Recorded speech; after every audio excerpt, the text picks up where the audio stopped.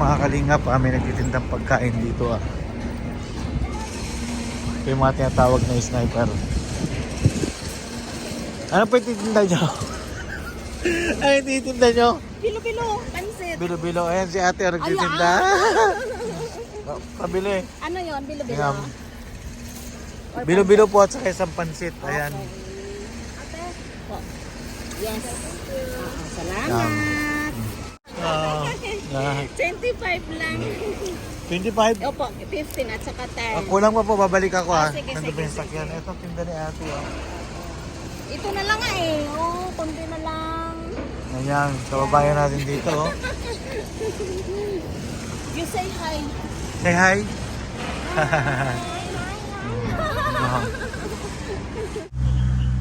Hello po mga kalingap. Ayan.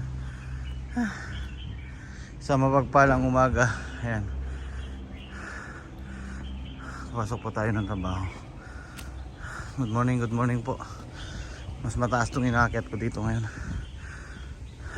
Ay mga kalingap, sa mapagpalang umaga po ulit sa inyo lahat ha. Hiningal tayo dun. Trabaho po natin is 7:20 to 7:20, so maaga tayo ng 15 minutes. Maraming salamat po sa suporta. Pasensya na po kung wala pa tayong upload ng reaction video, pero mag-upload po tayo. Sige po muna, mamaya po, bye-bye po muna.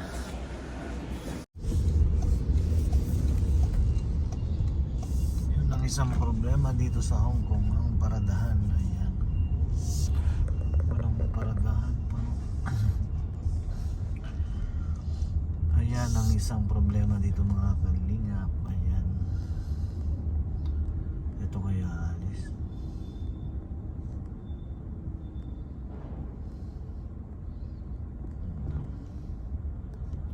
Ikot tayo. Ayun, meron. Sante. Napaka-sensitive na. Yan ang mahirap. Masyadong sensitive siya. Buti na lang may nagpaparada sa atin. Ayun mga kalingap. Buti yung Chinese driver na yun, pinagbigyan tayo.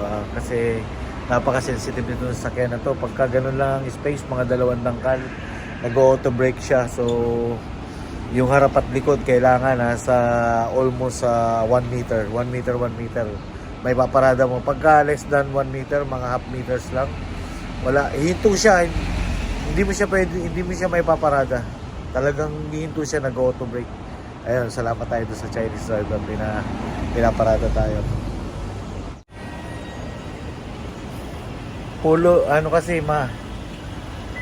Fully hybrid siya mga kalingap eh. So kaya ganun talaga.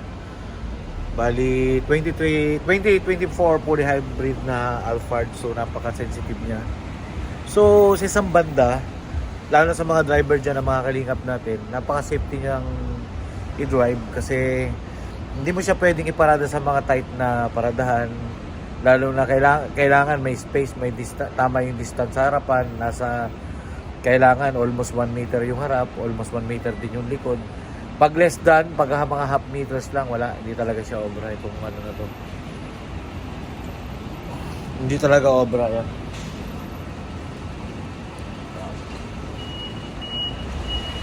So hindi mahirap siyang iparada. Pero okay naman, it's good. Sarap siyang i-drive. Lalo na for safety driving, napakasarap niya i-drive. Lalo dyan sa atin sa Pilipinas, dahil siyempre matraffic. Napaka-convenient siya. Fully hybrid, napakatipid sa gas. Yung ano niya, full tank niya inaabot ng na almost 1 week, 5 to 6 days ganun. Ayan mga kalingap, kain po tayo. Ayan, yan ang ating lunch break. Egg, yan pang yan, panlaban sa gutom. Yan ang mga expert magluto. Itlog sa kanin. Kain po tayo mga kalingap. Kailangan na pagka isa kang OFW, tapos private driver ka, kailangan parati kang lagi kang boy scout, lagi kang handa kasi kahit saan pwede kang kumain, basta may maparadahan, kain lang. Ganun lang ang buhay. Yan ang buhay ng OFW, kaya ayun lang, kunting tiyaga, kunting tiis lang. Kaya saludo ako sa mga kababayan natin OFW sa mampaling ng mundo. Mabuhay po tayong lahat. Kain po tayo, ito po, itlog and then kanin, pinakamadaling lutuin po kasi maaga tayong pumapasok sa umaga. Sige, kain po tayo. Kain po muna ako.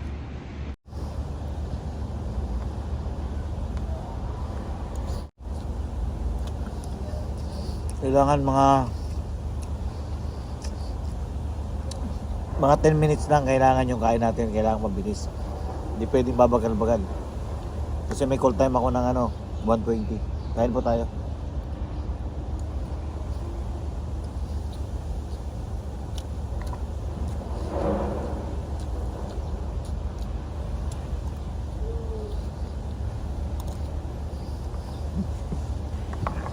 Masarap yung itlog. Masarap po yung pritong itlog. Lalo na pag gutom.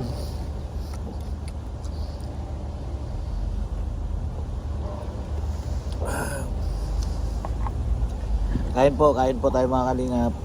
Kain po tayo. Sarap ng itlog eh. No?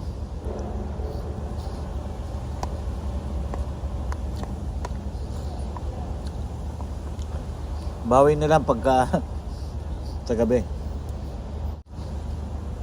Dalawang itlog pinagtabi ko tapos balik-baliktad lang, ligan ng konting asin, okay na. Importante pagdating ng tanghalian may makakain ka kasi mahirap kung pumarada dito sa Hong Kong. Tapos minsan mahirap pag nahuli ka, di 320 yon. Di mas mahal pa yung pagkain. Yung ticket mo kaysa sa pagkain. Yung pagkain mga around $60 or $50 makakabili ka na. Pag nahuli ka naman 320. So probably dapat magbabaon ka. Kailangan po natin magmadali kasi 1:20 may biyahe tayo, so kailangan magmadali. Doon lang, tis-tis lang po. Kailangan lagi kang boy scout.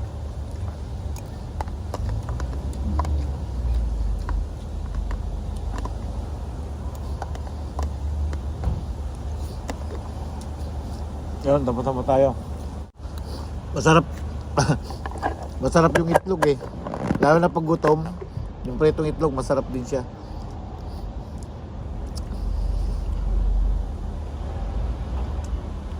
Ayun, minadalingan natin kumain kasi may biyahe po tayo ng 1:20. So, kita-kits po uli mamaya. Sige po, babay po muna at tayo nagmamadali. Idipit ko muna po itong ating baunan. Ganito talaga ang buhay ng mga OFW. Kailangan mapagtiis ka, kaya sana sa family natin dyan sa Pilipinas bigyan ng halaga at bigyan ng halaga at bigyan ng importansya yung mga kababayan natin OFW, mga kamag-anak natin sa buhay na nag-abroad bilang isang OFW. Hindi yung pag kailangan lang ng pera or pag malapit na sumahod saka lang nakakaalala. Alalahanin po natin sila, kamustahin yung ganun. Okay ba yung kalagayan mo? Kamusta ba yung amo mo? Okay ba? Ganyan. Sige po, babay po muna at punta na po ako sa lobby at 1:20 may biyahe po ako. Okay po, see you later. Ayan mga kalingap, may nagtitindang pagkain dito Ito yung mga tinatawag na sniper. Ano po yung titinda nyo? Ano yung titinda nyo? Bilo-bilo, pansit. Bilo-bilo. Ayan si ate ang nagtitinda. Pabili. Ano yon, bilo-bilo? Bilo-bilo po at saka isang pansit. Ayan. Ate? Po. Yes. Salamat. 25 lang. 25? Opo, 15 at saka 10. Kulang pa po, babalik ako Sige, Nandun sige, ba yung sakyan? sige. Ito, tinda ni ate Ito na lang konti na lang. Ayan, kababayan natin dito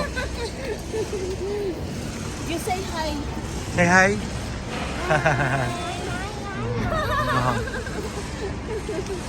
Sige po. Ayan mga kalingap, si ate nagbebenta ng ngayon Bumili tayo ng ng bilo-bilo at saka pansit. Ayun, may merienda na tayo. Kanina, ang pagkain natin itlog lang at saka itlog, hindi pala lang. Pagkain natin kanina itlog at saka kanin.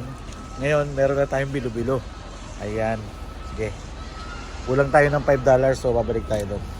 Bayan ng bilo-bilo at saka pansit. Ayan. Oo nga. Anong taga-saan po kayo sa atin? Bacolod po. Bacolod. Ilonggang Ilongga. Ilonggo. Shoutout mo yung mga taga Bacolod. Hi! Hello, Bacolod! Ayan. Sige po mga kalingap, babalik ko tayo sa sakyan na ito. Sige. Bibilang, araw-araw ako nandito, Monday to Friday. So mabibilang kita parate. Sige, bye-bye. Bye-bye. Ayan mga kalingap taga Bacolod raw siya. So meron na tayong merienda, bilo-bilo at saka pansit. Bye-bye po mga kalingap. So balik na tayo sa sasakyan. Mga kalingap, ito yung nabili natin kanina sa kababayan natin na masipag na OFW yung nagtitinda sa may eskwelahan. Ito may bilo-bilo. Ayan, may merienda na tayo. $15 lang yan. $15 lang to. Hindi natin mampusan na hirap po. Ayaw magpabukas. Baka matapon.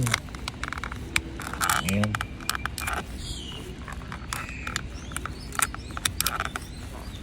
Ayan.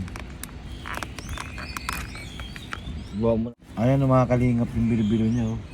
Ay, nako, kakainin na natin. Tapos ito yung pansit. Ayan. Kain tayo mga kalingap. Kain na muna tayo. Merienda. Halika kayo mga kalingap. Kain po tayo ng bilo-bilo. Ito yung nabili natin kanina doon sa Pilipinas na kababayan na natin nagtitinda ng bilo-bilo at saka pansit. So napakasipag niya. Sa kabila nang siya ay nagtatrabaho bilang isang domestic helper, yun nagagawa niya pa magtinda para sa pamilya niya. Tikman po natin.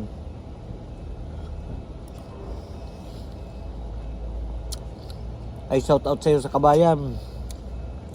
Shout out nung kay Kabayan. Napakasarap ng bilo-bilo. Ito. Ayan kain po tayo mga kalingap.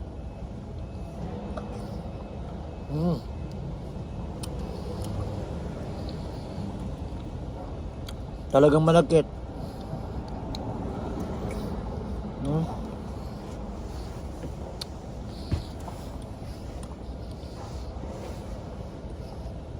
Kain po tayo.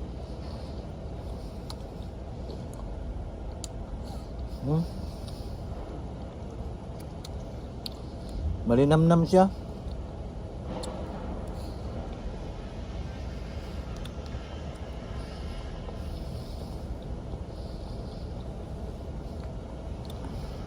Ganyan po yung mga ginagawa ng iba natin mga kababayan dito. Talagang kuminsan nga pag yung iba pag walang pasok, pag day off, gumagawa po sila ng paraan. Nag-online selling po sila, ganun.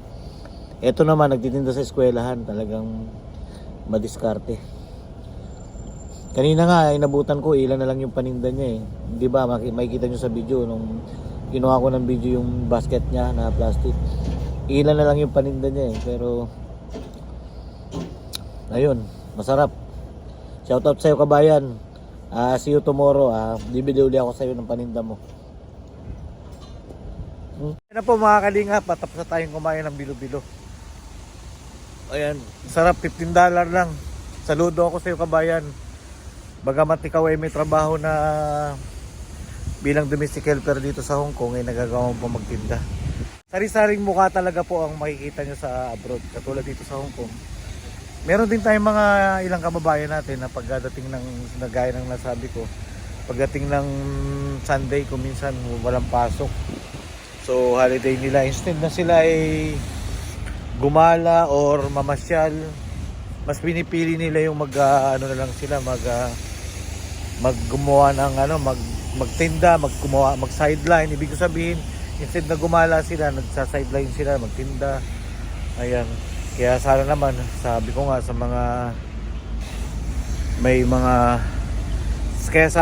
mga kababayan natin na ang mahal nila sa buhay ay nasa abroad, sana palagahan po natin kasi mahirap po sa abroad. Isipin mo si ate, si kabayan, para madagdagan yung kita niya na ipapadala niya sa pamilya niya, nagtitinda siya doon sa eskwelahan. Parang araw-araw nga eh. Habang parang nagsusundo siya, tapos sabay siguro napakabait ng amo niya, nakakapagluto siya, and then nagtitinda siya ng bilo-bilo at pansit. Ayun, kinakain na natin yung pansit, talagang masarap yung pansit. Sige po mga kalingap, salamat sa pagsama. Mamaya po, see you po later. At tayo po ay lilipat ng paradahan kasi may nag-i-spray ng tubig sa kalsada ay mabuhangin. Sige po.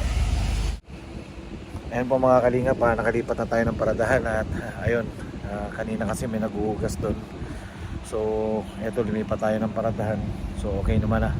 Kasi mahirap pagka yung naglilinis dito, kasi dito sa Hong Kong madalas yan may naglilinis, talagang binabasa yung kalsada tapos naglilinis nila. Okay nga dito, ganda, malinis ang kalsada. Kaya lang pagka nag-spray sila, pag natalsikan yung sakyan, may mga buhangin yun. Kaya hindi pa tayo ng paradahan. Kaya pala mga kalingap, maraming salamat sa pagsama nyo sa akin sa buong maghapon. So see you in my next vlog. Maraming salamat. Maraming salamat po sa pagsama nyo sa buong maghapon. At kahit pa paano ay napanood nyo kung paano ang buhay po na isang driver po dito, OFW na private driver dito sa Hong Kong, kung ano yung buhay namin. Talagang minsan po busy, minsan hindi naman. Pero kailangan natin talagang mag-flexible. Kailangan na po tayo ay trabaho ang hanap natin at tayo naghahanap buhay para sa ating pamilya. Sige po, dito na muna po at mamaya ay pauwi na po kami. Then tapos na ang trabaho. Sige po muna. Bye-bye, ingat po kayo mga kalingap. Maraming salamat po sa suporta, and then maraming salamat din po sa buong team Kalingap, kay Kuya Bal Santos Matubang, Ate Edna Vlog, Kalingap Rob, sa lahat po ng K-Boys, and then kay Star Rock TV, and then Marilyn TV, and then sa lahat po ng Team K-Roar.